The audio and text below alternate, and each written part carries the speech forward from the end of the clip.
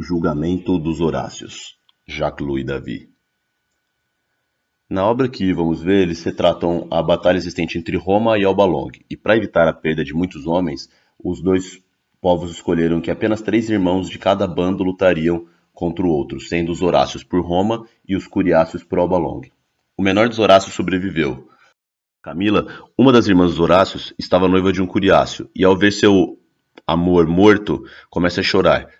O outro irmão vem e mata Camila, mostrando que antes do que o amor próprio ou do que o amor pelo próximo, o mais importante era o amor pela pátria. Deixando isso claro quando esse é absolvido por Roma, provando que a felicidade pessoal não era mais importante que a felicidade pela pátria. Bom, no quadro a gente vai ver que ele se divide em 3 partes. E são 3 partes iguais. São os 3 arcos, os 3 guerreiros à esquerda, que mostram o Império Romano. No centro a gente vai ter o pai, que é a autoridade tradicional, que no caso está de costas para as filhas e para as mulheres. E na área da direita teremos as crianças e as mulheres, representando o sofrimento, a angústia pelos acontecimentos que ainda irão acontecer. O braço, o rosto e suas mãos mostram essa tristeza, ficando bem claro nos seus movimentos e nos detalhes dessa própria imagem. Nesse quadro existe uma perspectiva linear muito clara. O fundo escuro se destaca, tendo essa perspectiva indo para esse fundo, estando sempre separado e dividido em 3 partes, e ficando muito evidente essa perspectiva. O número 3 é uma constante nessa obra, ficando muito claro que são 3 arcos, 3 irmãos, 3 espadas e 3 mulheres. O fundo é muito pouco detalhado, sendo que o único detalhe que tem são os detalhes das colunas e uma lança no fundo, deixando a cena, toda a atenção para a cena, marcando bem essa parte dos 3, 3, 3.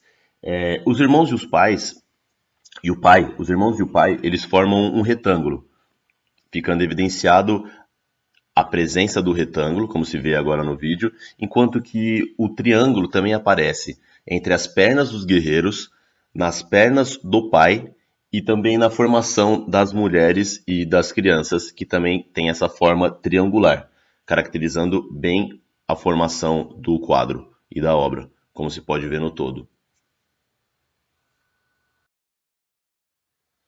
A flagelação. Piero della Francesca. Essa é uma das obras mais enigmáticas e conhecidas. Logo de cara, vê-se Pôncio Pilatos, que lava suas mãos sobre o que está prestes a acontecer. Jesus Cristo, seminu e amarrado a uma coluna, tem um olhar perdido, enquanto 2 pessoas estão prestes a chicoteá-lo. Na mesma cena, tem-se ainda um 5º elemento, sendo que essa 5ª pessoa poderia ser um turco, uma vez que o mesmo está usando um turbante. Essa flagelação de Cristo é diferente de todas as demais, tendo como característica dessa diferença o cenário renascentista. Sob a cadeira de Pilatos há a assinatura do pintor, conforme pode-se verificar na imagem.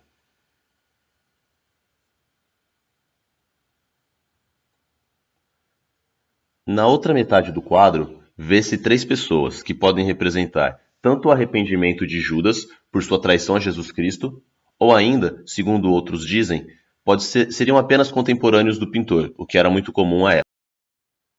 A resposta poderia estar na moldura do quadro, que obviamente não existe mais, mas que dizia Converum in unum, ou seja, se fizeram um, se uniram. No caso, os inimigos de Cristo se uniram para flagelá-lo, visivelmente nessa primeira cena da esquerda.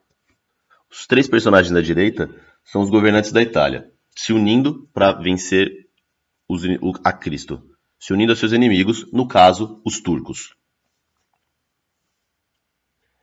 Piero della Francesca foi um mestre da perspectiva, confluindo-se as linhas em apenas um ponto, conforme vamos verificar, à esquerda de Jesus, restando assim evidente a perspectiva existente nessa obra.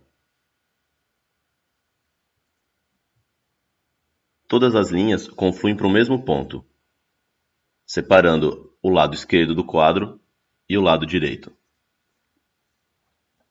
As 2 figuras centrais são a de Jesus e a de um jovem, estando os 2 à mesma distância da coluna central. existindo esse equilíbrio e simetria no quadro, mesmo que não pareça, mas eles estão. Os pés desses estão na mesma posição, da mesma forma que os braços estão dobrados e os olhos, os olhares, perdidos. Os acompanhantes também.